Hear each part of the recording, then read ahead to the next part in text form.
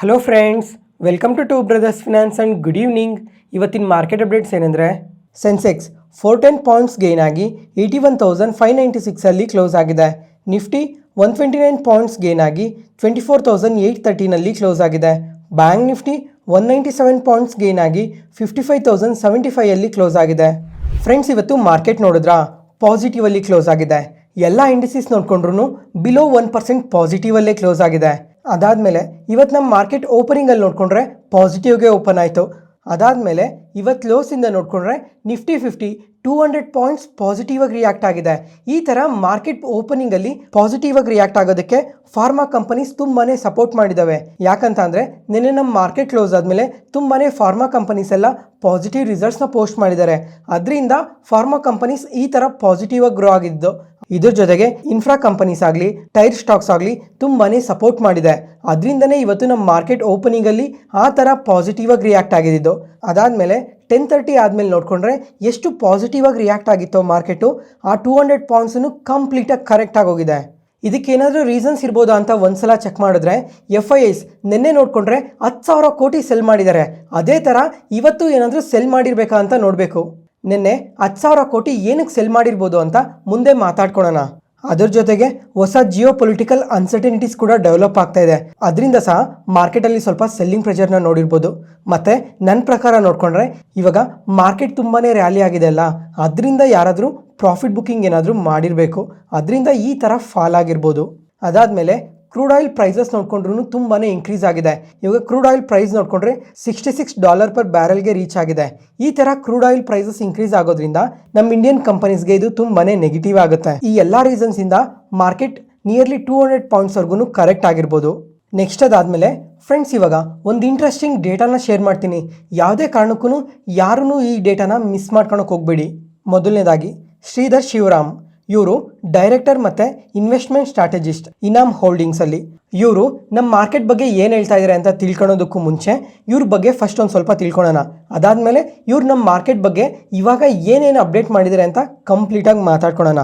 ಇವರು Morgan ಸ್ಟ್ಯಾನ್ಲೆ India investment ಫಂಡಲ್ಲಿ 2011 ಆ ಟೈಮಲ್ಲಿ ವರ್ಕ್ ಮಾಡ್ತಾ ಇದ್ರು. ಇವ್ರಿಗೆ ಸ್ಟಾಕ್ ಮಾರ್ಕೆಟಲ್ಲಿ ನೋಡಿಕೊಂಡ್ರೆ 20 years ಎಕ್ಸ್ಪೀರಿಯನ್ಸ್ ಕೂಡ ಇದೆ. ಅದಾದಮೇಲೆ ಇವರು ಇನ್ವೆಸ್ಟಿಂಗಲ್ಲಿ ಯಾವ ಥರ ಸ್ಟ್ರಾಟಜೀಸ್ನ ಬಳಸ್ತಾರೆ ಅಂತಂದರೆ, ಇವರು ಲಾಂಗ್ ಟರ್ಮ್ ಗ್ರೋತ್ಗೋಸ್ಕರ ಇನ್ವೆಸ್ಟ್ ಮಾಡ್ತಾರೆ. ಅದಾದಮೇಲೆ ಏನೇನು ಚೆಕ್ ಮಾಡ್ತಾರೆ ಅಂತ ನೋಡಿಕೊಂಡ್ರೆ, ಸ್ಟ್ರಾಂಗ್ ಬ್ಯಾಲೆನ್ಸ್ ಶೀಟ್ನ ನೋಡ್ತಾರೆ. ಅದಾದಮೇಲೆ ಗುಡ್ ಗವರ್ನೆನ್ಸ್ನ ನೋಡ್ತಾರೆ. ಮತ್ತು ಮಾರ್ಕೆಟಲ್ಲಿ ಸ್ಟಡಿ ಗ್ರೋತ್ನ ನೋಡ್ತಾರೆ. ಆ ಥರ ಕಂಪನೀಸ್ನ ಪಿಕ್ ಮಾಡಿ ಅಲ್ಲಿ ಇನ್ವೆಸ್ಟ್ಮೆಂಟ್ನ ಇವರು ಮಾಡ್ತಾರೆ. ಈ ಥರ ಇನ್ವೆಸ್ಟ್ಮೆಂಟ್ ಸ್ಟ್ರಾಟಜಿನ ಬಳಸೋ ಅಂಥವ್ರು ಇವಾಗ ನಮ್ಮ ಮಾರ್ಕೆಟ್ ಬಗ್ಗೆ ಏನು ಹೇಳ್ತಾ ಇದ್ದಾರೆ ಅಂತ ನೋಡಿಕೊಂಡ್ರೆ, ಇವಾಗ ಲಾಸ್ಟ್ 1 ಮಂತಲ್ಲಿ ನೋಡಿಕೊಂಡ್ರೆ ನಿಫ್ಟಿ ನಿಯರ್ಲಿ 15%ವರೆಗೂ ಪಾಸಿಟಿವ್ ಆಗಿ ರಿಯಾಕ್ಟ್ ಆಗಿದೆ. ಅದಾದಮೇಲೆ ಮಿಡ್ ಆ್ಯಂಡ್ ಸ್ಮಾಲ್ ಕ್ಯಾಪ್ಸ್ ನೋಡಿಕೊಂಡ್ರೆ ನಿಯರ್ಲಿ 20%ವರೆಗೂ ಪಾಸಿಟಿವ್ ಆಗಿ ರಿಯಾಕ್ಟ್ ಆಗಿದೆ ಅಲ್ಲ. ಈ ಮಾರ್ಕೆಟ್ ರ್ಯಾಲಿ ಏನಿದೆ ಇದು ಕಂಪ್ಲೀಟ್ಲಿ ಟ್ರ್ಯಾಪ್ ಅಂತ ಹೇಳ್ತಾ ಇದ್ದಾರೆ. ಮತ್ತೆ ಈ ರ್ಯಾಲಿ ಸಸ್ಟೈನ್ ಆಗ್ದಂಗೂ ಇರ್ಬೋದು ಅಂತ ಸಹ ಹೇಳಿದ್ದಾರೆ. ಯಾಕಂತ ಅಂದ್ರೆ ಇವಾಗ ನಮ್ಮ ಮಾರ್ಕೆಟ್ ಅಲ್ಲಿ ಈ ರ್ಯಾಲಿ ಏನಾಗಿದೆ, ಈ ರ್ಯಾಲಿ ಜಸ್ಟ್ ಲಿಕ್ವಿಡಿಟಿ ಬೂಸ್ಟ್ ಇಂದ ಆಗಿರೋದು ಮತ್ತೆ ಹೈಪ್ ಇಂದ ಆಗಿರೋದು ಅಂತ ಹೇಳಿದ್ದಾರೆ. ಮತ್ತೆ ಅದ್ ಬಿಟ್ರೆ ಯಾವುದೇ ತರ ಸ್ಟ್ರಾಂಗ್ ಫಂಡಮೆಂಟಲ್ಸ್ ಇಂದ ಈ ರ್ಯಾಲಿ ಆಗಿಲ್ಲ ಅಂತ ಸಮೇತ ಹೇಳಿದ್ದಾರೆ. ಯಾಕಂತ ಅಂದ್ರೆ ಇವಾಗ Q4 ರಿಸಲ್ಟ್ಸ್ ಏನಿದೆ, ಈ Q4 ರಿಸಲ್ಟ್ಸ್ ಅಲ್ಲಿ ತುಂಬಾನೇ ಕಂಪನೀಸ್ ಏನು ಬೆಟರ್ ರಿಸಲ್ಟ್ಸ್ ನ ಪೋಸ್ಟ್ ಮಾಡಿಲ್ಲ. ಆದ್ರೂ ಆ ಕಂಪನೀಸ್ ಎಲ್ಲ ಇವಾಗ ಪಾಸಿಟಿವ್ ಆಗಿ ಗ್ರೋ ಆಗಿದ್ದಾವೆ ಅಂತ ಹೇಳಿದ್ದಾರೆ. ಅದಾದ್ಮೇಲೆ ತುಂಬಾ ಕಂಪನೀಸ್ ನೋಡ್ಕೊಂಡ್ರೆ ಹೈಯರ್ ವ್ಯಾಲ್ಯೂಷನ್ಸ್ ಅಲ್ಲೂ ಕೂಡ ಟ್ರೇಡ್ ಆಗ್ತಾ ಇದಾವೆ ಅಂತ ಅಪ್ಡೇಟ್ ಮಾಡಿದ್ದಾರೆ. ಮತ್ತೆ ಈ ಕಂಪನೀಸ್ ಏನಾದರೂ ಈ Q4 ಅಲ್ಲಿ ಸ್ವಲ್ಪ ವೀಕ್ ರಿಸಲ್ಟ್ಸ್ ನ ಪೋಸ್ಟ್ ಮಾಡಿದ್ರೆ ಮತ್ತೆ ಕರೆಕ್ಟ್ ಆಗೋ ಚಾನ್ಸಸ್ ಕೂಡ ತುಂಬಾನೇ ಜಾಸ್ತಿ ಇದೆ ಅಂತ ಹೇಳಿದ್ದಾರೆ. ಮತ್ತೆ ಫ್ರೆಂಡ್ಸ್, ಇವಾಗ ಈ Q4 ರಿಸಲ್ಟ್ಸ್ ಏನಿದಾವೆ ಅದರಲ್ಲಿ ನಿಯರ್ಲಿ 500 to 600 ಕಂಪನೀಸ್ ಮಾತ್ರನೇ ಇವಾಗ ಇನ್ನ ರಿಸಲ್ಟ್ಸ್ ನ ಪೋಸ್ಟ್ ಮಾಡಿರೋದು. ಇದರಲ್ಲಿ ಲಾರ್ಜ್ ಕ್ಯಾಪ್ಸ್ ಇದಾವೆ, mid caps, small caps, micro cap, ಈ ತರ ಎಲ್ಲ ಕಂಪನೀಸ್ ಇನ್ಕ್ಲೂಡ್ ಆಗಿ ನಿಯರ್ಲಿ 700 ಕಂಪನೀಸ್ ವರೆಗೂ ಮಾತ್ರನೇ ಪೋಸ್ಟ್ ಮಾಡಿರೋದು. ಅದಾದ್ಮೇಲೆ ಇನ್ನ ಕಮ್ಮಿಂಗ್ ಟೈಮಲ್ಲಿ ನೋಡ್ಕೊಂಡ್ರೆ ಈ mid cap, small cap companies ತುಂಬಾನೇ ರಿಸಲ್ಟ್ಸ್ ನ ಪೋಸ್ಟ್ ಮಾಡ್ತವೆ. ಈ ಟೈಮಲ್ಲಿ ಏನಾದರೂ ಮೇಜರ್ ಕಂಪನೀಸ್ ಎಲ್ಲ ಸ್ವಲ್ಪ ವೀಕ್ ರಿಸಲ್ಟ್ಸ್ ನ ಪೋಸ್ಟ್ ಮಾಡಿದ್ರೆ, ಇವಾಗ ಲಾಸ್ಟ್ ಮಂತ್ ಅಲ್ಲಿ ಏನ್ 20% ರ್ಯಾಲಿ ಆಗಿದೆ ಮಿಡ್ ಅಂಡ್ ಸ್ಮಾಲ್ ಕ್ಯಾಪ್ಸ್ ಅಲ್ಲಿ, ಅದೆಲ್ಲ ಕರೆಕ್ಟ್ ಆಗೋ ಚಾನ್ಸಸ್ ಕೂಡ ತುಂಬಾನೇ ಜಾಸ್ತಿ ಇದೆ. ಮತ್ತೆ ಗ್ಲೋಬಲ್ ಮಾರ್ಕೆಟ್ಸ್ ಇಂದ ಏನಾದರೂ ಸ್ವಲ್ಪ ಅನ್ಸರ್ಟನಿಟೀಸ್ ಡೆವಲಪ್ ಆದ್ರೆ ಮಾರ್ಕೆಟ್ ಮತ್ತೆ ಕರೆಕ್ಟ್ ಆಗೋ ಚಾನ್ಸಸ್ ಕೂಡ ತುಂಬಾನೇ ಜಾಸ್ತಿ ಇದೆ. ಅದಕ್ಕೋಸ್ಕರ ನಿಮ್ಮ ಪೋರ್ಟ್ಫೋಲಿಯೋಸ್ನ ಹುಷಾರಾಗಿ ನೋಡ್ಕೊಳ್ಳಿ. ಅದಾದಮೇಲೆ ಇವಾಗ ನಿಫ್ಟಿ PE ನೋಡಿಕೊಂಡ್ರೆ ಎಬೋ 22 ಅಲ್ಲೇ ಟ್ರೇಡ್ ಆಗ್ತಾ ಇದೆ. ಇದು ಕೂಡ ಒಂದು ನೆಗೆಟಿವ್ ಪಾಯಿಂಟೇ ಆಗುತ್ತೆ. ಮತ್ತು ಫ್ರೆಂಡ್ಸ್, ಇವಾಗ ಯಾವ್ಯಾವ ಸೆಕ್ಟರ್ ಸ್ವಲ್ಪ ಬೆಟರ್ ವ್ಯಾಲ್ಯೂಷನ್ಸಲ್ಲಿ ಇದ್ದಾವೆ ಅಂತ ನೋಡಿಕೊಂಡ್ರೆ, ಒಂದು ಲಾರ್ಜ್ ಪ್ರೈವೇಟ್ ಬ್ಯಾಂಕ್ಸ್. ಇವಾಗ ಈ ಕ್ವಾರ್ಟರ್ 4 ನೋಡ್ಕೊಂಡ್ರು ಈ ಪ್ರೈವೇಟ್ ಬ್ಯಾಂಕ್ಸ್ ಎಲ್ಲ ತುಂಬಾನೇ ಪಾಸಿಟಿವ್ ರಿಸಲ್ಟ್ಸ್ನ ಪೋಸ್ಟ್ ಮಾಡಿದ್ದಾರೆ. ಅದ್ರ ಜೊತೆಗೆ ವ್ಯಾಲ್ಯೂಷನ್ ಪ್ರಕಾರ ಕೂಡ ಚೆನ್ನಾಗಿದ್ದಾವೆ. ಅದ್ರ ಜೊತೆಗೆ ಸ್ಟ್ರಾಂಗ್ ಬ್ಯಾಲೆನ್ಸ್ ಶೀಟ್ನ ಕೂಡ ಹೋಲ್ಡ್ ಮಾಡ್ತಾ ಇದ್ದಾರೆ. ಅದಾದಮೇಲೆ ಫಾರ್ಮಾ ಸೆಕ್ಟರ್, ಇವಾಗ ಫಾರ್ಮಾ ಸೆಕ್ಟರ್ ನೋಡ್ಕೊಂಡ್ರೆ ಈ ಟ್ಯಾರಿಫ್ ಅನ್ಸರ್ಟನಿಟೀಸಿಂದ ತುಂಬಾನೇ ಕರೆಕ್ಟ್ ಆಗಿದ್ದಾವೆ. ಜೊತೆಗೆ ಇವಾಗ ಲೋವರ್ ವ್ಯಾಲ್ಯೂಷನ್ಸಲ್ಲೂ ಇದ್ದಾವೆ. ಅದಾದಮೇಲೆ ಮೂರನೇ ಸೆಕ್ಟರ್ ಬಂದು IT ಸೆಕ್ಟರ್. ಈ IT ಸೆಕ್ಟರ್ ನೋಡ್ಕೊಂಡ್ರೆ ಲಾಸ್ಟ್ 3-4 ಮಂತ್ಸಿಂದನೂ ತುಂಬಾ ಕರೆಕ್ಟ್ ಆಗಿದ್ದಾವೆ.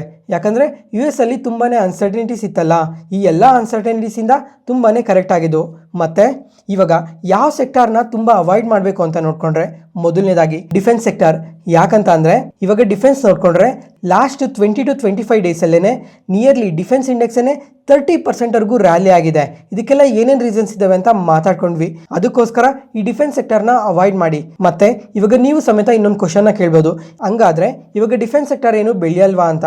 ಫ್ರೆಂಡ್ಸ್, ಇವಾಗ ನಾನು ಯಾವಾಗಲೂ ಹೇಳೋದೇನು ಗೊತ್ತಾ, ಯಾವುದು ಅಂಡರ್ ವ್ಯಾಲ್ಯೂಲಿದೆ ಅಂಥ ಸೆಕ್ಟರ್ನಾಗಲಿ ಅಂಥ ಸ್ಟಾಕ್ಸ್ನಾಗಲಿ ಪಿಕ್ ಮಾಡಿ. ಇವಾಗ ಡಿಫೆನ್ಸ್ ಏನಿದಾವೆ ತುಂಬ ಓವರ್ ವ್ಯಾಲ್ಯೂಷನ್ಸಲ್ಲಿದ್ದಾವೆ. ಅದ್ರ ಜೊತೆಗೆ ತುಂಬ ಕಂಪನೀಸ್ ಆಲ್ ಟೈಮ್ ಹೈಸ್ನ ಕೂಡ ಟಚ್ ಮಾಡ್ತಾ ಇದ್ದಾವೆ. ಅದರಿಂದ ಮೇ ಬಿ 1 or 2% ಅಥವಾ ಅನದರ್ 5% ಏನಾದರೂ ಪಾಸಿಟಿವ್ ಆಗಿ ರಿಯಾಕ್ಟ್ ಆಗ್ಬೋದೇನೋ. ಆದರೆ ಯಾವುದೋ ಒಂದು ಪಾಯಿಂಟ್ ಆಫ್ ಟೈಮಲ್ಲಿ ಮಾರ್ಕೆಟ್ ಏನಾದರೂ ಕರೆಕ್ಟ್ ಆಗೋ ಚಾನ್ಸಸ್ ಇದ್ದರೆ ಆ ಟೈಮಲ್ಲಿ ಫಸ್ಟ್ ಫಾಲ್ ಆಗೋದೇನೆ ಡಿಫೆನ್ಸ್ ಸೆಕ್ಟರ್. ಅದಕ್ಕೋಸ್ಕರ ಅದಾದಮೇಲೆ ಈ ರಿಯಲ್ ಎಸ್ಟೇಟ್ನ ಅವಾಯ್ಡ್ ಮಾಡಿ. ಮತ್ತು ಸ್ಮಾಲ್ ಕ್ಯಾಪ್ ಕಂಪನೀಸ್ನ ಕೂಡ ಅವಾಯ್ಡ್ ಮಾಡಿ.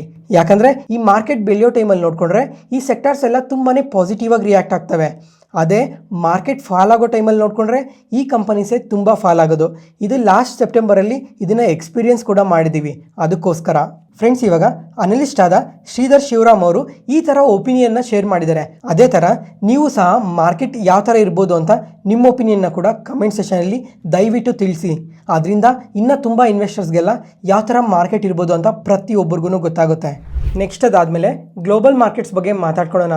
US ಮಾರ್ಕೆಟ್ ನೋಡಿಕೊಂಡ್ರೆ ನಿನ್ನೆ ಫ್ಲಾಟ್ ಟು ಪಾಸಿಟಿವಲ್ಲಿ ಕ್ಲೋಸ್ ಆಗಿದೆ.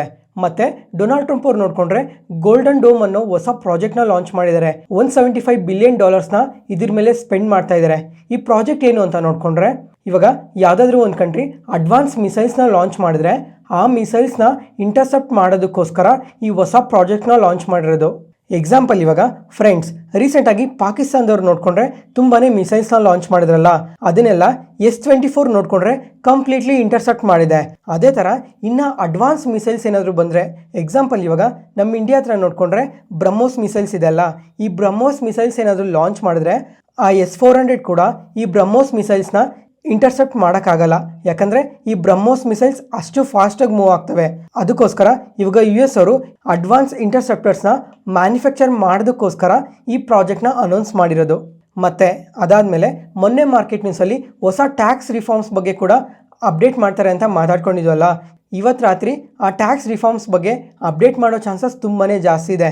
ಒಂದು ವೇಳೆ ಇದರಲ್ಲೇನೋ ಸ್ವಲ್ಪ ನೆಗೆಟಿವ್ ಆಗಿ ಏನಾದರೂ ಈ ಟ್ಯಾಕ್ಸ್ ರಿಫಾರ್ಮ್ಸ್ ಏನಾದರೂ ಅಪ್ಡೇಟ್ ಆದರೆ ಅದರಿಂದ US ಮಾರ್ಕೆಟ್ ಕೂಡ ಕರೆಕ್ಟ್ ಆಗೋ ಚಾನ್ಸಸ್ ಸ್ವಲ್ಪ ಇದೆ. ಅದ್ರ ಇಂಪ್ಯಾಕ್ಟ್ ನಮ್ಮ ಇಂಡಿಯನ್ ಮಾರ್ಕೆಟ್ ಮೇಲೆ ಕೂಡ ನಾಳೆ ಇರ್ಬೋದು. ನೋಡೋಣ ಇದ್ರ ಬಗ್ಗೆ ಎಲ್ಲ ಏನು ಅಪ್ಡೇಟ್ಸ್ ಬರುತ್ತೆ ಅಂತ. ಮತ್ತು ಫ್ರೆಂಡ್ಸ್, ಇವಾಗ ಸ್ಟಾಕ್ ಮಾರ್ಕೆಟಲ್ಲಿ ನಿಮಗೆ ಎಷ್ಟು ವರ್ಷದಿಂದ ಅನುಭವ ಇದೆ, ನೀವು ಸ್ಟಾಕ್ ಮಾರ್ಕೆಟ್ಗೆ ಯಾವಾಗ ಬಂದಿದ್ದೀರಾ ಅಂತ ಒಂದು ಸಲ ಕಮೆಂಟ್ ಸೆಷನಲ್ಲಿ ಕಮೆಂಟ್ ಮಾಡಿ. ನೆಕ್ಸ್ಟ್ ಇವಾಗ ಫ್ರೆಂಡ್ಸ್, ನೆನ್ನೆ ನಮ್ಮ ಮಾರ್ಕೆಟ್ ನೋಡಿಕೊಂಡ್ರೆ ತುಂಬಾ ಕರೆಕ್ಟ್ ಆಗಿದೆ. ಅಂದರೆ ಎಲ್ಲ ಇಂಡಿಸೀಸ್ ನೋಡಿಕೊಂಡ್ರು ಎಬೋ 1% ಫಾಲ್ ಆಯ್ತಲ್ಲ. ನಿನ್ನೆ FIIs ಒಂದೇ ದಿನನೇ 10,000 ಕೋಟಿ ಸೆಲ್ ಮಾಡಿದ್ದಾರೆ. ಮತ್ತು ನಾವು ಈ ರೀಸೆಂಟ್ ಟೈಮಲ್ಲಿ ನಾವೇನಂತ ಮಾತಾಡ್ಕೊಂಡಿದ್ದು ಹೇಳಿ, FIIs ನೋಡಿಕೊಂಡ್ರೆ ತುಂಬಾ ಸೆಲ್ ಮಾಡ್ತಾ ಇದ್ರಲ್ಲ, ಆ ಟೈಮಿಂದ ನೋಡಿಕೊಂಡ್ರೆ ಇವಾಗ ಸ್ವಲ್ಪ ಸ್ವಲ್ಪ ಬೈ ಮಾಡ್ತಾ ಇದ್ದಾರೆ. ಅಂದರೆ ಒಂದು ತಿಂಗಳಲ್ಲಿ 20 ಡೇಸ್ ಮಾರ್ಕೆಟ್ ಓಪನ್ ಇರುತ್ತಲ್ಲ, ಆ 20 ಡೇಸಲ್ಲಿ ಅಟ್ಲೀಸ್ಟ್ 10 ಡೇಸ್ ಆದ್ರೂ FIIs ನಮ್ಮ ಮಾರ್ಕೆಟಲ್ಲಿ ಬೈ ಮಾಡ್ತಾ ಇದ್ದಾರೆ ಅಂತ ಮಾತಾಡ್ಕೊತ ಬಂದ್ವಿ. ಮತ್ತು ಲಾಸ್ಟ್ 2 ಮಂತ್ಸಿಂದ ನೋಡಿಕೊಂಡ್ರೆ FIIs ನೆಟ್ ಬಯರ್ಸ್ ಆಗಿದ್ದಾರೆ. ಈ ಮಾರ್ಚ್ ಮಂತಲ್ಲಾದರೆ 2000 ಕ್ರೋರ್ಸ್ವರೆಗೂ ಬೈ ಮಾಡಿದರು. ಮತ್ತು ಏಪ್ರಿಲ್ ಮಂತ್ಗೆ ನೋಡಿಕೊಂಡ್ರೆ 2700 ಕ್ರೋರ್ಸ್ಗೆ ರೀಚ್ ಆದರು. ಮತ್ತು ಈ ಮೇ ಮಂತಲ್ಲಿ ನೋಡಿಕೊಂಡ್ರೆ ಬೈಯಿಂಗ್ ಆ್ಯಕ್ಟಿವಿಟಿ ತುಂಬಾ ಜಾಸ್ತಿ ಆಗುತ್ತೆ ಅಂತ ಅನ್ಕೊತಾ ಇದ್ವಿ.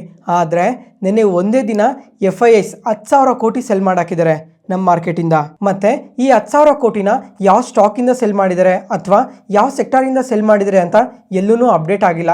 ಒಂದು ವೇಳೆ ಜಸ್ಟ್ ಪ್ರಾಫಿಟ್ ಬುಕ್ಕಿಂಗ್ಗೋಸ್ಕರ ಈ ಥರ ಸೆಲ್ ಮಾಡಿರ್ಬೋದು ಅಂತ ಅನ್ಕೊತಾ ಇದ್ದೀನಿ. ಅಥವಾ ರೀಸೆಂಟಾಗಿ ಸೆಬಿಯವರು FPIs ರಿಲೇಟೆಡ್ ಆಗಿ ಕ್ಯಾಪಿಂಗ್ನ ಕೂಡ ತಂದಿದ್ರು. ಈ FPI ಅಂದರೆ ಫಾರಿನ್ ಪೋರ್ಟ್ಫೋಲಿಯೋ ಇನ್ವೆಸ್ಟರ್ಸ್, ಇವ್ರು ರಿಲೇಟೆಡ್ ಆಗಿ ಸ್ವಲ್ಪ ಕ್ಯಾಪಿಂಗ್ನ ತಂದಿದ್ದಾರೆ. ಯಾವುದೇ FPIs ಆದ್ರೂ ಅಂದರೆ ಹೆಡ್ಜ್ ಫಂಡ್ಸ್ ಆಗಲಿ, ಮ್ಯೂಚುವಲ್ ಫಂಡ್ಸ್ ಅವರಾಗಲಿ, ಅಥವಾ ಯಾವುದಾದ್ರು ಪ್ರೈವೇಟ್ ಈಕ್ವಿಟಿ ಫಂಡ್ಸ್ ಇರ್ತಾವಲ್ಲ, ಇವ್ರು ಯಾರೇ ಇನ್ವೆಸ್ಟ್ ಮಾಡಿದ್ರು ನಮ್ಮ ಇಂಡಿಯನ್ ಕಂಪನೀಸಲ್ಲಿ ಅವರು ಜಸ್ಟ್ 49%ವರೆಗೂ ಮಾತ್ರನೇ ಇನ್ವೆಸ್ಟ್ ಮಾಡಬೇಕು ಅಂತ ಅಪ್ಡೇಟ್ ಮಾಡಿದ್ದಾರೆ. ಅದಕ್ಕಿಂತ ಜಾಸ್ತಿ ಯಾವುದೇ ಕಂಪನೀಸಲ್ಲೂ ಹೋಲ್ಡ್ ಮಾಡಬಾರ್ದು ಅಂತ ಹೇಳಿದ್ದಾರೆ. ಅದರಿಂದ ಏನಾದರೂ ಈ ಎಟರ್ನಲ್ ಕಂಪನಿಯಲ್ಲಿ ಸ್ವಲ್ಪ ಸ್ಟೇಕ್ನ ಸೆಲ್ ಮಾಡಿರ್ಬೋದು. ಅದರಿಂದ ಸಹ ಈ ಥರ FIIs ನಿನ್ನೆ ಸೆಲ್ ಮಾಡಿರೋ ನಂಬರ್ ಕಾಣ್ತಾ ಇರ್ಬೋದು. ಮತ್ತೆ ಅದಾದಮೇಲೆ ನಿನ್ನೆ ಬ್ಲಾಕ್ ಡೀಲ್ ಸೆಷನಲ್ಲಿ ನೋಡ್ಕೊಂಡ್ರು ಯಾವುದೇ ಥರ ಬೈಯರ್ ಸೆಲ್ ಆಕ್ಟಿವಿಟಿ ಕೂಡ ಕಾಣಿಸಿಲ್ಲ. ಅದಕ್ಕೋಸ್ಕರ ಜಸ್ಟ್ ಮಾರ್ಕೆಟ್ ಕರೆಕ್ಟ್ ಆಗ್ತಾ ಇದೆ ಅಂತ ರ್ಯಾಂಡಮ್ ಆಗಿ ಸ್ವಲ್ಪ ಪ್ರಾಫಿಟ್ ಬುಕ್ಕಿಂಗ್ ಮಾಡಿರ್ಬೋದು ಅಂತ ಅನ್ಕೊತಾ ಇದ್ದೀನಿ. ಮತ್ತೆ ಫ್ರೆಂಡ್ಸ್, ಇವಾಗ ಈ FIIs ಆಕ್ಟಿವಿಟೀಸ್ ರಿಲೇಟೆಡ್ ಆಗಿ ಒಂದು ಇಂಟ್ರೆಸ್ಟಿಂಗ್ ಡೇಟಾನ ಶೇರ್ ಮಾಡ್ತೀನಿ ನೋಡಿ. ಇವಾಗ ಏಪ್ರಿಲ್ 1 ಏಪ್ರಿಲ್ 15 ನೋಡ್ಕೊಂಡ್ರೆ FIIs ನಮ್ಮ ಮಾರ್ಕೆಟಿಂದ 34,000 crores ಸೆಲ್ ಮಾಡಿದ್ದಾರೆ. ಇವಾಗ ಆ ಸೆಲ್ ಮಾಡಿರೋದೆಲ್ಲ ಯಾವ್ಯಾವ ಸೆಕ್ಟಾರ್ಸಿಂದ ಸೆಲ್ ಮಾಡಿದ್ದಾರೆ ಅಂತ ಇಲ್ಲಿ ಕ್ಲಿಯರಾಗಿ ಗೊತ್ತಾಗುತ್ತೆ ನೋಡಿ. ಒಂದು ಹೈಯೆಸ್ಟ್ ಸೆಲ್ ಮಾಡಿರೋ ಸೆಕ್ಟಾರ್ ಯಾವುದು ಅಂತ ನೋಡಿಕೊಂಡ್ರೆ ಫಿನಾನ್ಷಿಯಲ್ ಸರ್ವಿಸಸಲ್ಲಿ ತುಂಬಾ ಸೆಲ್ ಮಾಡಿದ್ದಾರೆ. ಎಷ್ಟು ಅಂತಂದರೆ 4,500 crores ಸೆಲ್ ಮಾಡಿದ್ದಾರೆ. ಅದಾದಮೇಲೆ ಕ್ಯಾಪಿಟಲ್ ಗೂಡ್ಸ್ ಇದರಲ್ಲಿ 3,000 crores, ಆಯಿಲ್ ಆ್ಯಂಡ್ ಗ್ಯಾಸಲ್ಲಿ 2,700 crores, ಸರ್ವಿಸಸಲ್ಲಿ 1,000 crores, auto, consumer services, telecommunication, chemicals, ಈ ಥರ ಪ್ರತಿ ಒಂದು ಸೆಕ್ಟರಲ್ಲೂ ಸೆಲ್ ಮಾಡಿದ್ದಾರೆ. ಅದಾದಮೇಲೆ ಎಲ್ಲದಕ್ಕಿಂತ ಹೈಯೆಸ್ಟ್ ಸೆಲ್ ಮಾಡಿರೋದು ಯಾವುದು ಅಂದರೆ IT ಸೆಕ್ಟರ್. ITಯಲ್ಲೇ 13,828 crores ಸೆಲ್ ಮಾಡಿದ್ದಾರೆ. ಅದನ್ನು ಏಪ್ರಿಲ್ 1 ಏಪ್ರಿಲ್ 15 ಈ 15 days ಮಧ್ಯದಲ್ಲೇ 13,000 crores ಸೆಲ್ ಮಾಡಿದ್ದಾರೆ. ಮತ್ತು ಫ್ರೆಂಡ್ಸ್, ಇವಾಗ ಇಲ್ಲಿ ಇನ್ನೊಂದು ಡೇಟಾನ ನೆನ್ಪಿಟ್ಕೊಬೇಕು. ಏನಂತ ಅಂದರೆ ಇವಾಗ ಟ್ರಂಪ್ ಟ್ಯಾರಿಫ್ ಅನ್ಸರ್ಟನಿಟೀಸಿಂದ ಏಪ್ರಿಲ್ 1 ವೀಕಲ್ಲಿ ಅಂದರೆ ಏಪ್ರಿಲ್ 1 ಏಪ್ರಿಲ್ 7 ಮಾತ್ರನೇ ಮಾರ್ಕೆಟ್ ಕರೆಕ್ಟ್ ಆಗಿರೋದು. ಅದಾದಮೇಲೆ ಏಪ್ರಿಲ್ 7 ಏಪ್ರಿಲ್ 15 ನೋಡಿಕೊಂಡ್ರೆ ನಿಫ್ಟಿ 50ನೇ ಎಬೋ 1000 ಪಾಯಿಂಟ್ಸೇ ಪಾಸಿಟಿವ್ ಆಗಿ ರಿಯಾಕ್ಟ್ ಆಗಿದೆ. ಅಂದರೆ ಆ ಟೈಮಲ್ಲಿ ಪಾಸಿಟಿವ್ ಆಗಿ ರಿಯಾಕ್ಟ್ ಆಗಿದ್ರೂ ಸಹ ಈ ಸೆಕ್ಟಾರ್ಸಲ್ಲೆಲ್ಲ ತುಂಬಾ ಸೆಲ್ಲಿಂಗ್ ಪ್ರೆಷರ್ ಕಾಣಿಸಿದೆ. ಯಾಕಂತಂದರೆ ಮಾರ್ಕೆಟ್ ನಿಯರ್ಲಿ 60 to 70% ರಿಕವರ್ ಆಗಿದೆ ಅಲ್ಲ, ಅದರಿಂದ ಪ್ರಾಫಿಟ್ ಬುಕ್ಕಿಂಗ್ ಮಾಡಿರ್ಬೋದು. ಅದಾದಮೇಲೆ ಏಪ್ರಿಲ್ 15 ನೋಡಿಕೊಂಡ್ರೆ FIIs ಕಂಟಿನ್ಯೂಸ್ ಆಗಿ ಇನ್ವೆಸ್ಟ್ ಮಾಡ್ತಾನೆ ಬರ್ತಾ ಇದ್ದಾರೆ. ಏಪ್ರಿಲ್ 15 ಏಪ್ರಿಲ್ 30 ನೋಡಿಕೊಂಡ್ರೆ ನಮ್ಮ ಮಾರ್ಕೆಟ್ ಒಳಗಡೆ 37,000 crores ಇನ್ವೆಸ್ಟ್ ಮಾಡಿದ್ದಾರೆ. ಆ ಟೈಮಲ್ಲಿ ಯಾವ್ಯಾವ ಸೆಕ್ಟರ್ಸಲ್ಲಿ ಇನ್ಫ್ಲೋಸ್ ಬಂದಿದ್ದಾವೆ ಅಂತ ನೋಡಿಕೊಂಡ್ರೆ ಹೈಯೆಸ್ಟ್ ಬಂದಿರೋದೇ ಫಿನಾನ್ಷಿಯಲ್ ಸರ್ವಿಸಸಲ್ಲಿ 22,910 crores ಇನ್ಫ್ಲೋಸ್ ಬಂದಿದ್ದಾವೆ. ಅದೇ ಥರ ಇಮೇಜ್ ನೋಡಿ, capital goods, oil and gas, consumer services, telecommunication, ಈ ಥರ ಪ್ರತಿ ಒಂದು ಸೆಕ್ಟರಲ್ಲೂ ಇನ್ಫ್ಲೋಸ್ ಬಂದಿದ್ದಾವೆ. ಮತ್ತು 1 ಮೇಯಿಂದ 15 ಮೇವರೆಗೂ ನೋಡಿಕೊಂಡ್ರೆ ಎಬೋ 23,000 crores ನಮ್ಮ ಮಾರ್ಕೆಟ್ ಒಳಗಡೆ ಇನ್ಫ್ಲೋಸ್ ಬಂದಿದೆ. ಆ ಟೈಮಲ್ಲಿ ಈ ಸೆಕ್ಟರ್ಸಲ್ಲೆಲ್ಲ ತುಂಬಾ ಇನ್ಫ್ಲೋಸ್ ಬಂದಿದ್ದಾವೆ. ಈ ಟೈಮಲ್ಲಿ ನೋಡಿಕೊಂಡ್ರು ಫಿನಾನ್ಷಿಯಲ್ ಸರ್ವಿಸಸ್ಸಲ್ಲೇ ತುಂಬಾ ಇನ್ಫ್ಲೋಸ್ ಬಂದಿರೋದು. ಅದ್ರ ಜೊತೆಗೆ FIIs ಇವಾಗ ನೋಡಿಕೊಂಡ್ರೆ ಯಾವುದೇ ಸೆಕ್ಟರಲ್ಲೂ ಇವಾಗ ಸೆಲ್ ಮಾಡಿಲ್ಲ. ಮೇ 1 ಮೇ 15 ಮಧ್ಯದಲ್ಲಿ ಮೇಜರಾಗಿ ಯಾವುದೇ ಸೆಕ್ಟರಲ್ಲಿ ಸೆಲ್ ಮಾಡಿಲ್ಲ. ಬರೀ ಸ್ವಲ್ಪ ಸೆಕ್ಟರ್ಸಲ್ಲಿ ಮಾತ್ರನೇ ಸೆಲ್ ಮಾಡಿರೋದು. ಅದನ್ನು FMCG, reality, power, consumer durable, health care, construction, ಇಷ್ಟು ಸೆಕ್ಟರ್ಸಲ್ಲಿ ಮಾತ್ರನೇ ಇವರು ಸೆಲ್ ಮಾಡಿರೋದು. ಅದು ಬಿಟ್ಟು ಇನ್ನು ಮಿಕ್ಕಿರೋ ಎಲ್ಲ ಸೆಕ್ಟರ್ಸಲ್ಲೂ ತುಂಬಾ ಇನ್ಫ್ಲೋಸ್ ಬಂದಿದ್ದಾವೆ. ನೋಡೋಣ, FIIs ನಿನ್ನೆ ನೋಡಿಕೊಂಡ್ರೆ 10,000 crores ಸೆಲ್ ಮಾಡಿದಾರಲ್ಲ, ಇನ್ನು ನೆಕ್ಸ್ಟ್ ಅದಾದಮೇಲೆ ಇವತ್ತು ಯಾವ ಥರ ಸೆಲ್ ಮಾಡಿದ್ದಾರೆ, ಕಮಿಂಗ್ ಡೇಸಲ್ಲೂ ಏನಾದರೂ ಬೈ ಸೈಡ್ಗೆ ಬರ್ತಾರಾ ಸೆಲ್ ಸೈಡ್ಗೆ ಬರ್ತಾರಾ ಅಂತ ಕಮಿಂಗ್ ಮಾರ್ಕೆಟ್ ನ್ಯೂಸಲ್ಲಿ ಮಾತಾಡ್ಕೊಳ್ಳೋಣ. Next, Dixon technologies. ಈ ಕಂಪನಿ ಆದರೆ ಇವತ್ತು ಮಾರ್ಕೆಟ್ ಈ ಥರ ಪಾಸಿಟಿವ್ ಆಗಿ ರಿಯಾಕ್ಟ್ ಆಗಿದ್ರು ಇಂಟರ್ಡೇ ಸೆಷನಲ್ಲಿ ನಿಯರ್ಲಿ 7% ಫಾಲ್ ಆಗಿದೆ. ಯಾಕಂತಂದರೆ ಇವರು ನನ್ನ ನಮ್ಮ ಮಾರ್ಕೆಟ್ ಕ್ಲೋಸ್ ಆದಮೇಲೆ Q4 ರಿಸಲ್ಟ್ಸ್ನ ಪೋಸ್ಟ್ ಮಾಡಿದ್ದಾರೆ. ಈ ರಿಸಲ್ಟ್ಸ್ ನೋಡಿಕೊಂಡ್ರೆ ತುಂಬಾ ಪಾಸಿಟಿವ್ ಆಗಿ ಪೋಸ್ಟ್ ಮಾಡಿದ್ದಾರೆ. ಆದ್ರೂ ಸಹ ಇವತ್ತು ನಿಯರ್ಲಿ 7% ಫಾಲ್ ಆಗಿದೆ. ಇದಕ್ಕೆ ರೀಸನ್ಸ್ ಏನು ಅಂತ ಇವಾಗ ತಿಳ್ಕೊಳ್ಳೋಣ. ಫಸ್ಟ್, ಇವಾಗ ಈ ಕಂಪನಿ ಬಿಸ್ನೆಸ್ ಬಗ್ಗೆ ಯಾರಿಗಾದ್ರೂ ಐಡಿಯಾ ಇಲ್ಲ ಅಂತಂದರೆ ಈ ವಿಡಿಯೋನ ನೋಡಿ. ಜೊತೆಗೆ ಈ ವಿಡಿಯೋದಲ್ಲಿ ಟೈಮ್ ಲೈನ್ ಕೂಡ ಇದೆ. ಡೈರೆಕ್ಟಾಗಿ ಡಿಕ್ಸಾನ್ ಟೆಕ್ನಾಲಜೀಸ್ ಮೇಲೆ ಕ್ಲಿಕ್ ಮಾಡಿ ಡೈರೆಕ್ಟಾಗಿ ಆ ಪಾರ್ಟ್ನ ಮಾತ್ರನೇ ನೋಡ್ಬೋದು. ಮತ್ತು ಇವಾಗ ರಿಸಲ್ಟ್ಸ್ ನೋಡಿಕೊಂಡ್ರೆ ತುಂಬಾ ಸ್ಟ್ರಾಂಗ್ ರಿಸಲ್ಟ್ಸ್ನ ಪೋಸ್ಟ್ ಮಾಡಿದ್ದಾರೆ. ಇಯರ್ ಆನ್ ಇಯರಲ್ಲಿ ಸೇಲ್ಸ್ ನೋಡಿಕೊಂಡ್ರೆ 121% ಇನ್ಕ್ರೀಸ್ ಆಗಿದೆ. ಅದಾದಮೇಲೆ ಪ್ರಾಫಿಟ್ಸ್ ನೋಡಿಕೊಂಡ್ರು 138% ಪಾಸಿಟಿವ್ ಆಗಿ ಗ್ರೋ ಆಗಿದೆ. ಮತ್ತು ಕ್ವಾರ್ಟರಲ್ಲಿ ರೆವಿನ್ಯೂಸಲ್ಲಿ ನೋಡಿಕೊಂಡ್ರೆ ಸ್ವಲ್ಪ ಡ್ರಾಪ್ ಆಗಿದೆ. ಮತ್ತು ಕ್ವಾರ್ಟರಲ್ಲಿ ಸೇಲ್ಸ್ ನೋಡಿಕೊಂಡ್ರೆ ಸ್ವಲ್ಪ ಡ್ರಾಪ್ ಆಗಿದೆ. ಮತ್ತು ಪ್ರಾಫಿಟ್ಸ್ ಆದರೆ ತುಂಬಾ ಇನ್ಕ್ರೀಸ್ ಆಗಿದೆ. ಅದರಲ್ಲೂ ಪ್ರಾಫಿಟ್ಸ್ ಯಾಕೆ ಈ ಥರ ಇನ್ಕ್ರೀಸ್ ಆಗಿದೆ ಅಂದರೆ ಅದರ್ ಇನ್ಕಮ್ಸ್ ತುಂಬಾ ಇನ್ಕ್ರೀಸ್ ಆಗಿದೆ. ಅದರಿಂದ ಓವರಾಲ್ ಪ್ರಾಫಿಟ್ಸ್ ಈ ಥರ ಇನ್ಕ್ರೀಸ್ ಆಗಿರೋ ಥರ ಕಾಣ್ತಾ ಇರೋದು. ಮತ್ತು ಇವತ್ತು ಈ ಥರ ಫಾಲ್ ಆಗಿರೋದಕ್ಕೆ ರೀಸನ್ ಏನು ಅಂತ ಅಂದರೆ ಹೈಯರ್ ವ್ಯಾಲ್ಯೂಯೇಷನ್. ಬರೀ ಇದೊಂದೇ ಟೈಮ್ ಅಂತಲೇ ಅಲ್ಲ, ಈ ಥರ ಪ್ರತಿ ಕ್ವಾರ್ಟರ್ಲಿ ರಿಸಲ್ಟ್ಸ್ನ ಪೋಸ್ಟ್ ಮಾಡಿದಾಗೂ ಈ ಡಿಕ್ಸಾನ್ ಟೆಕ್ನಾಲಜೀಸ್ ಅವರು ತುಂಬಾ ಬೆಟರ್ ರಿಸಲ್ಟ್ಸ್ನ ಪೋಸ್ಟ್ ಮಾಡ್ತಾರೆ. ಆದರೆ ಈ ವ್ಯಾಲ್ಯೂಯೇಷನ್ ಕನ್ಸರ್ನಿಂದ ಪ್ರತಿ ಟೈಮೂ ಇದೇ ಥರನೇ ಕರೆಕ್ಟ್ ಆಗ್ತಾ ಬರ್ತಾ ಇದೆ. ಇವಾಗ ಲಾಸ್ಟ್ ಕ್ವಾರ್ಟ್ರಲ್ಲಿ ನೋಡಿದ್ರೂ ರಿಸಲ್ಟ್ಸ್ ಪೋಸ್ಟ್ ಮಾಡಿದಾಗ ಬೆಟರ್ ರಿಸಲ್ಟ್ಸ್ನ ಪೋಸ್ಟ್ ಮಾಡಿದರು. ಆ ಟೈಮಲ್ಲೂ ನಿಯರ್ಲಿ 5 to 6% ಕರೆಕ್ಟ್ ಆಗಿತ್ತು. ಅದಾದಮೇಲೆ Q2 ರಿಸಲ್ಟ್ಸ್ ಟೈಮಲ್ಲಿ ನೋಡಿಕೊಂಡ್ರು ಬೆಟರ್ ರಿಸಲ್ಟ್ಸ್ನೇ ಪೋಸ್ಟ್ ಮಾಡಿದರು. ಆದರೆ ಆ ಟೈಮಲ್ಲಿ ಈ ಕಂಪನಿ PE ನೋಡಿಕೊಂಡ್ರೆ ನಿಯರ್ಲಿ 145 ರೀಚ್ ಆಗಿತ್ತು. ಅವಾಗಾದರೆ ನಿಯರ್ಲಿ 10% ರಿಸಲ್ಟ್ಸ್ ಪೋಸ್ಟ್ ಮಾಡಿದ ದಿನನೇ ಕರೆಕ್ಟ್ ಆಗಿತ್ತು. ಮತ್ತು ಇವಾಗೂ ಅದೇ ಥರನೇ ರಿಪೀಟ್ ಆಗಿದೆ. ಇವಾಗ ಈ ಕಂಪನಿ PE ನೋಡಿಕೊಂಡ್ರೆ ನಿಯರ್ಲಿ 120 ಟ್ರೇಡ್ ಆಗ್ತಾ ಇದೆ. ಈ ಥರ ಹೈಯರ್ ವ್ಯಾಲ್ಯೂಷನ್ಸಿಂದನೇ ಈ ಥರ ಪ್ರಾಫಿಟ್ ಬುಕ್ಕಿಂಗ್ ನಡೆದಿರ್ಬೋದು. ಅದಾದಮೇಲೆ ಫ್ರೆಂಡ್ಸ್ ಇವಾಗ ಇವರೇನೋ ತುಂಬಾ ಸ್ಟ್ರಾಂಗ್ ರಿಸಲ್ಟ್ಸ್ನ ಪೋಸ್ಟ್ ಮಾಡ್ತಿದ್ದಾರೆ. ಅದಾದಮೇಲೆ ಒಳ್ಳೆ ಆರ್ಡರ್ಸ್ನ ಕೂಡ ವಿನ್ ಆಗ್ತಾ ಇದ್ದಾರೆ. ಅದ್ರ ಜೊತೆಗೆ ತುಂಬಾ ದೊಡ್ಡ ಕಂಪನೀಸ್ ಜೊತೆ ಎಲ್ಲ ಪಾರ್ಟ್ನರ್ಶಿಪ್ ಮಾಡ್ಕೊಂಡಿದ್ದಾರೆ. ಯಾವ್ಯಾವ ಕಂಪನೀಸ್ ಅಂತ ನೋಡಿಕೊಂಡ್ರೆ ಸ್ಯಾಮ್ಸಂಗ್, ಶಾಮಿ, ಮೋಟೋರೋಲಾ ಈ ಥರ ದೊಡ್ಡ ಬ್ರ್ಯಾಂಡ್ಸ್ ಜೊತೆ ಎಲ್ಲ ಇವರು ಪಾರ್ಟ್ನರ್ಶಿಪ್ನ ಮಾಡಿಕೊಂಡು ಮೊಬೈಲ್ ಫೋನ್ಸ್ನ ಮ್ಯಾನುಫ್ಯಾಕ್ಚರ್ ಮಾಡ್ತಾ ಇದ್ದಾರೆ. ಅದಾದಮೇಲೆ ಇವಾಗ ನೆಕ್ಸ್ಟ್ ಇಯರ್ಗೆ ನೋಡಿಕೊಂಡ್ರೆ ಎಬೋವ್ 1 crore ಸ್ಮಾರ್ಟ್ಫೋನ್ಸ್ನ ಎಕ್ಸ್ಪೋರ್ಟ್ ಮಾಡ್ತೀವಿ ಅಂತ ಕೂಡ ಅಪ್ಡೇಟ್ ಮಾಡಿದ್ದಾರೆ. ಅದ್ರ ಜೊತೆಗೆ ಈ PLI ಸ್ಕೀಮ್ಸಿಂದ ಕೂಡ ಈ ಕಂಪನಿಗೆ ತುಂಬಾ ಅಡ್ವಾಂಟೇಜ್ ಇದೆ. ಅದರಿಂದ ಪ್ರಾಫಿಟ್ ಮಾರ್ಜಿನ್ಸ್ ಕೂಡ ತುಂಬಾ ಇಂಪ್ರೂವ್ ಆಗುತ್ತೆ. ಫ್ರೆಂಡ್ಸ್ ಇವಾಗ ಈ ಥರ ಗ್ರೋತ್ನ ಎಕ್ಸ್ಪೆಕ್ಟ್ ಮಾಡ್ತಾ ಇದ್ದಾರಲ್ಲ, ಅದರಿಂದ ತುಂಬಾ ಅನಲಿಸ್ಟ್ ಎಲ್ಲ ಈ ಕಂಪನಿ ಬಗ್ಗೆ ತುಂಬಾ ಪಾಸಿಟಿವ್ ಒಪಿನಿಯನ್ನ ಶೇರ್ ಮಾಡಿದ್ದಾರೆ. ಇವಾಗ CLSA ಅವ್ರು ನೋಡಿಕೊಂಡ್ರೆ ಈ ಕಂಪನಿಗೆ ಬೈ ರೇಟಿಂಗ್ ಕೊಟ್ಟು target price 20,015 rupees per share ಅಂತ ಅಪ್ಡೇಟ್ ಮಾಡಿದ್ದಾರೆ. ಅದ್ರ ಜೊತೆಗೆ Nuvama, Jefferies, Motilal Oswal, Axis securities, JM financials ಈ ಥರ ಪ್ರತಿಯೊಬ್ಬರೂ ಬೈ ರೇಟಿಂಗ್ಗೆ ಕೊಟ್ಟಿದ್ದಾರೆ. ಇವಾಗ ಇವರು ಪ್ರತಿಯೊಬ್ಬರೂ ಟಾರ್ಗೆಟ್ ಪ್ರೈಸ್ನ ಸೆಟ್ ಮಾಡಿದಾರಲ್ಲ, ಈ ಟಾರ್ಗೆಟ್ ಪ್ರೈಸ್ ಪ್ರಕಾರ ನೋಡಿಕೊಂಡ್ರೆ 15% 35% ಅಪ್ಸೈಡ್ ಪೊಟೆನ್ಷಿಯಲ್ ಇದೆ ಅಂತ ಹೇಳ್ತಾ ಇರೋದು. ನೋಡೋಣ ಕಮಿಂಗ್ ಟೈಮಲ್ಲೂ ಇವರಿನ್ನ ಯಾವ ಥರ ಗ್ರೋ ಆಗ್ತಾರೆ ಅಂತ. ನೆಕ್ಸ್ಟ್ ಇವತ್ತು ಫಾರ್ಮಾ ಸೆಕ್ಟರ್ ನೋಡಿಕೊಂಡ್ರೆ ಎಬೋವ್ 1% ಪಾಸಿಟಿವ್ ಆಗಿ ರಿಯಾಕ್ಟ್ ಆಗಿದೆ. ಯಾಕಂತ ಅಂದರೆ ಇವಾಗ ರೀಸೆಂಟಾಗಿ ಡೊನಾಲ್ಡ್ ಟ್ರಂಪ್ ಅವರು ಈ ಫಾರ್ಮಾ ಪ್ರಾಡಕ್ಟ್ಸ್ ರಿಲೇಟೆಡ್ ಆಗಿ ಒಂದು ಸ್ಟೇಟ್ಮೆಂಟ್ಸ್ನ ಮಾಡಿದರು. ನೆನಪಿದೆಯಾ? ಏನಂತ ಅಂದರೆ ಈ ಫಾರ್ಮಾ ಪ್ರಾಡಕ್ಟ್ಸ್ ಏನಿದ್ದಾವೆ ಅವು US ಅಲ್ಲೂ ಕೂಡ ಕಮ್ಮಿ ಪ್ರೈಸಸ್ಸಲ್ಲೇ ಸೆಲ್ ಮಾಡಬೇಕು ಅಂತ ಅಪ್ಡೇಟ್ ಮಾಡಿದರು.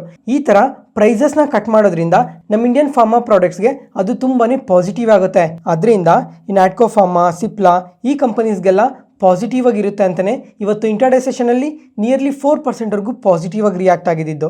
ಅದಾದಮೇಲೆ ಈ Torrent pharma, Fortis health care ಈ ಕಂಪನೀಸ್ ಆದರೆ Q4 ರಿಸಲ್ಟ್ಸ್ನ ಪೋಸ್ಟ್ ಮಾಡಿದರು.